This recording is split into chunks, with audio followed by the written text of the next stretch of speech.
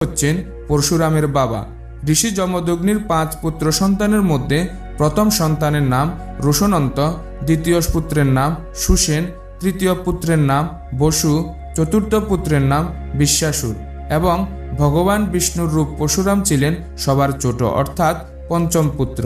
পূর্বজন্মের তপস্যার দ্বারা তারা ভগবানকে সন্তান পরশুরাম রূপে পেয়েছে। একদিন পরশুরামের মা রেণুকা দেবী জল আনতে গঙ্গার তীরে যান। সেখানে পদ্মমালী নামক এক গন্ধর্বরাজ স্ত্রীসহ জল বিহার করছিলেন। পদ্মমালীর রূপ এবং তাদের সমবেত জল বিহারের দৃশ্য রেণুকা দেবীকে এমনভাবে মোহিত করে যে তিনি তন্ময় হয়ে সেদিকে তাকিয়ে থাকেন। অন্যদিকে ঋষি যমদগ্নির হোমবেলা পেরিয়ে যাচ্ছে, সেদিকে তার মোটেও খেয়াল নেই।